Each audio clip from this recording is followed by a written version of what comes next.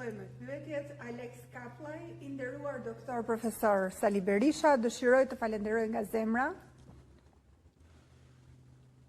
të gjithë qëndrestarët dhe protestuesit shqiptar që po qëndrojnë përballë regjimit anti-shqiptar të Edi Ramës. Atyre u jemi mirënjohës gjithë jetën. Ata sot janë krenaria shqiptare.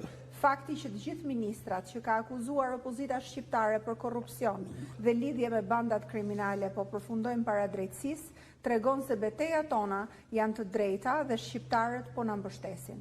Shembja e rrugëve të ndërtuara nga qeveria e korruptuar e Ramës tregon sa anti-shqiptare dhe antikombëtare është qeveria e tij. Fakti që tani Rama po sulmon drejtësinë tregon se drejtësia po i afrohet kokës së korrupsionit dhe lidhjes me krimin. Ju falenderoj për çdo gjë që po bëni për të shpëtuar Shqipërinë.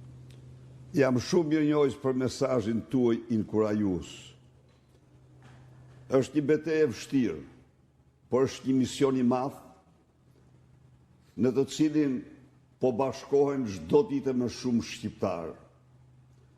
Dhe me këtë rast duhet të rikujtoj shqiptarëve se kjo betejë nuk lidhej me Lubi Ballukun.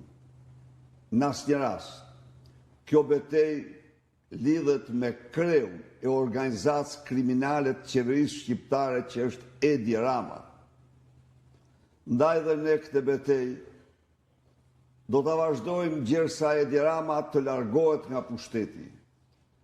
Dorëheqja e tij dhe largimi i tij nga pushteti është kushti i gjitha kushteve që Shqipëria të gjejë paqen, të rikthejë zgjedhjet e lira dhe të ecë në rrugën e normalitetit.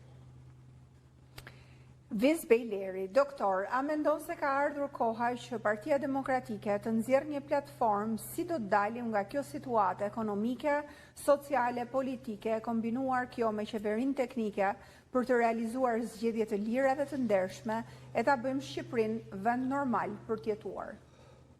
Partia Demokratike të garantoj se ka të gatshme platformën dhe do të nisë ta shpalos këtë platformë me seriozitetin më të madh për të dhënë përgjigje të gjitha problemeve të mëdha me të cilat përballen sot shqiptarë. Vetëm i dashur mik, kushti i gjitha kushteve që shqiptarët të ndjejnë një ndryshim që meritojnë është largimi i Edi Ramës nga pushteti.